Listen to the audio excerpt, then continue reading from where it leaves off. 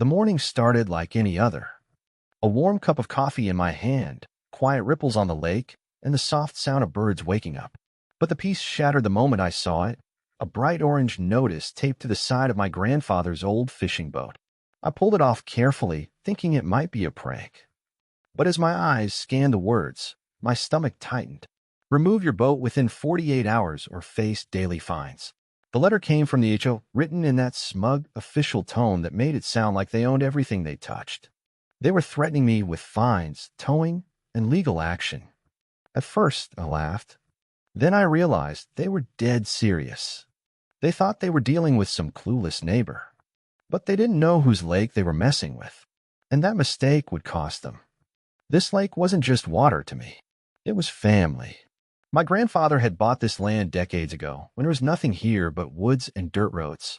He built the small cabin with his own hands and taught me to fish on summer mornings when the water was still and glassy. Every corner of this lake held a memory, catching my first fish, skipping rocks with my dad, and listening to my grandfather talk about protecting the land. This lake is our legacy, he'd always say. You guard it. Don't ever let anyone take it away. Years passed, life got busy, and I moved to the city. But this place was always home. And when I finally returned, I wanted peace, not a war with some HOA board who thought they owned everything in sight. Little did they know, this lake was still legally mine, every single inch of it. I decided to go straight to the source. A week later, I walked into the HOA meeting. The room was exactly how I pictured it. Rows of bored faces, stale coffee, and one smug man at the front. Richard Wilkins, HOA president.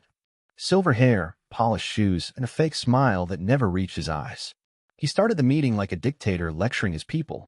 Lawn heights, mailbox colors, and finally, an unauthorized boat on community waters. I raised my hand. He looked surprised. When you say community waters, I asked calmly, who owns the lake? For a split second, I saw a crack in his perfect smile. The lake is under HOA management, he replied quickly. I nodded, pretending to accept it. But inside, I knew something was off. He avoided the word ownership entirely. And that one dodge was all I needed to dig deeper.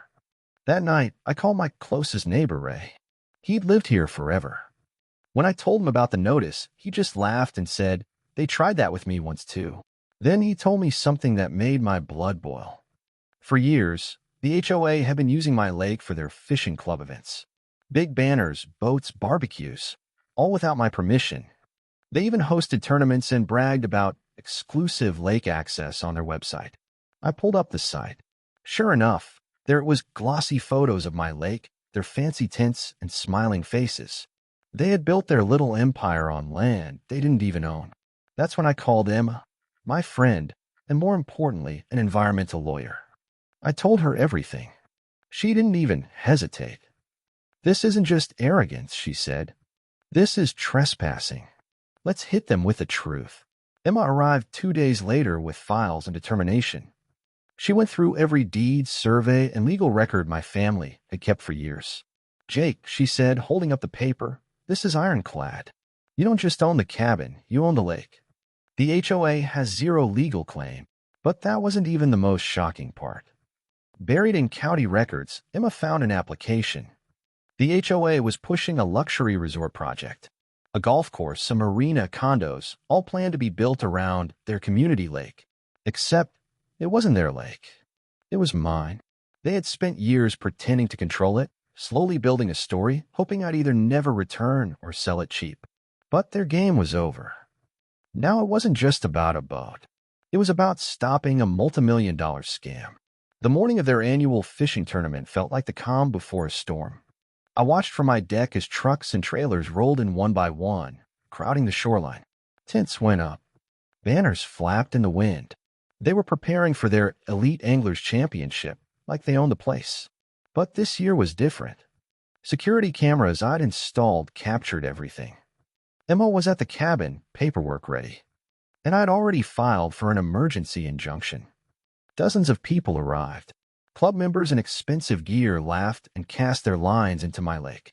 I saw Richard schmoozing a group of investors in suits, pointing at the shoreline like it was part of his kingdom. It was almost poetic, watching them brag about something they were about to lose. I waited, calm, patient, letting them pile on more evidence against themselves. They had no idea the tide was about to turn. An hour into their grand event, a sheriff's deputy walked onto the property with us. Emma carried the court order like a loaded weapon.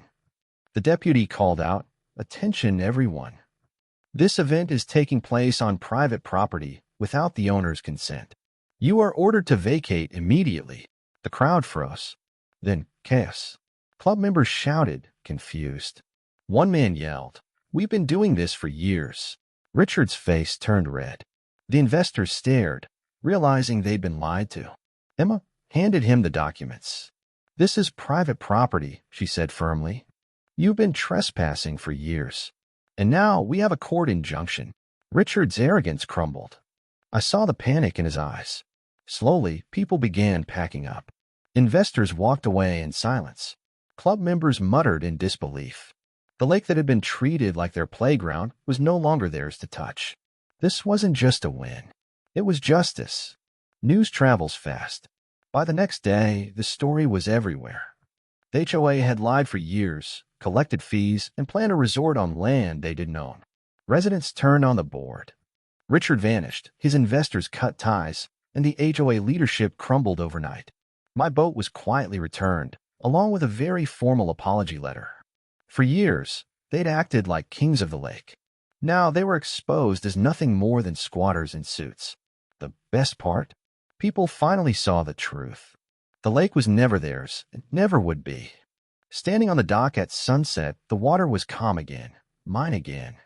They tried to control what they didn't own. But power built on lies always sinks. If someone ever tries to bully you with fake authority, remember, truth doesn't need permission. It only needs someone to stand up.